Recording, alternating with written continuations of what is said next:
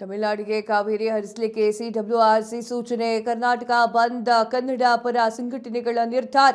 ನಾಡಿದ್ದು ಕನ್ನಡ ಪರ ಸಂಘಟನೆಗಳಿಂದ ಮಹತ್ವದ ಸಭೆ.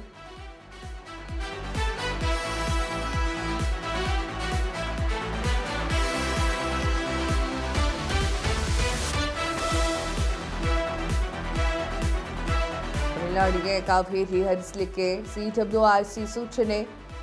ಕರ್ನಾಟಕ ಬಂದ್ ಕನ್ನಡ ಪರ ಸಂಘಟನೆಗಳ ನಿರ್ಧಾರ.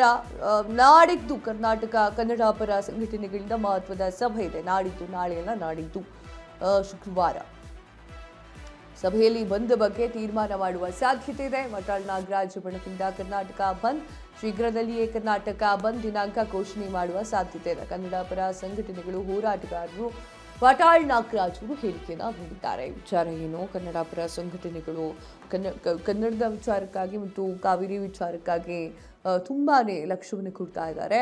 ನೋ ದ್ಯಾಟ್ ಕರ್ನಾಟಕದಲ್ಲಿ ಹೀಗಾಗ್ತಿದೆ, ಮಳೆ ಇಲ್ಲ ಅನ್ನೋ ಇಟ್ಸ್ ಅ ಕಾಮನ್ ಸೆನ್ಸ್. ತಮಿಳ್ನಾಡಿಗೆ ಅದು ಗೊತ್ತಾಗಿಲ್ಲ ಅಥವಾ ಗೊತ್ತಿದ್ರೂ ಕೇಳ್ತಾ ಇದ್ದಾರೆ ನೀರು ಅಂತಂದರೆ, ಗೊತ್ತಿದ್ದು ಕೇಳ್ತಾ ಇದ್ದಾರೆ ಅಂತಂದರೆ ಇಷ್ಟ ಆಗುತ್ತೆ. ವಾಟಾಳ್ ನಾಗರಾಜ್ ಅವರು ಮಾತನಾಡ್ತಾರೆ ಏನು ಅಂತಂದರೆ, ಯಾವುದೇ ಕಾರಣಕ್ಕೂ ಕೂಡ ನಾವು ತಮಿಳ್ನಾಡಿಗಂತೂ ನೀರು ಬಿಡೋದಿಲ್ಲ, ಓಕೆ, ಅದಂತೂ ಸತ್ಯ ಅನ್ನುವಂಥದ್ದು.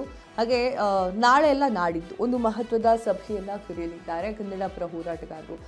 ನಾಟ್ ಓನ್ಲಿ ವಾಟಾಳ್ ನಾಗರಾಜ್, ಎಲ್ಲರೂ ಕೂಡ ಕನ್ನಡ ಪರ ಹೋರಾಟಗಾರರು ಬಂದು ನಾಡಿದ್ದು ಒಂದು ಸಭೆಯನ್ನು ಮಾಡ್ತಾರೆ. ಶುಕ್ರವಾರ ಹೆಂಗಿದೆ ಅಂದರೆ ಸಚಿವ ಸಂಪುಟ ರಚನೆ ಆಯಿತಾ, ಕ್ಯಾಬಿನೆಟ್ ರೀಶಫಲ್ಡ್, ಪಟ್ಟಿ ಬಿಡುಗಡೆ ಅದು ಕೂಡ, ಮತ್ತು ಕನ್ನಡ ಹೋರಾಟಗಾರರು ತಮಿಳುನಾಡಿನ ವಿಚಾರಕ್ಕೆ ಸಂಬಂಧಪಟ್ಟಂತೆ ಮಹತ್ವದ ಸಭೆಯನ್ನು ತೆಗೆದುಕೊಳ್ತಾರೆ. ಆ ಸಭೆಯಲ್ಲಿ ಏನಾದ್ರು ಡಿಸ್ಕಷನ್ ಆಯಿತು ಅಂತಂದರೆ, ಏನೋ ಕರ್ನಾಟಕ ಬಂದ್ ಅಂತ ಹೇಳಿ ಡಿಸ್ಕಷನ್ ಆಯಿತು ಅಂತಂದರೆ ಓಕೆ. ನೀವು 10 ವರ್ಷದ ಹಿಂದ್ಗಡೆ ನಡೆದಿತ್ತಲ್ಲ ಕಾವೇರಿ ಹೋರಾಟ, ಆ ಹೋರಾಟದ ಒಂದು ನೋಡಬೇಡಿ, ಆ ಥಿಂಕಿಂಗ್ ಇಟ್ಕೋಬೇಡಿ. ಅದು ಡೌಟ್ ಇದೆ, ಅಷ್ಟೊಂದಾಗೂ ಡೌಟ್ ಇದೆ.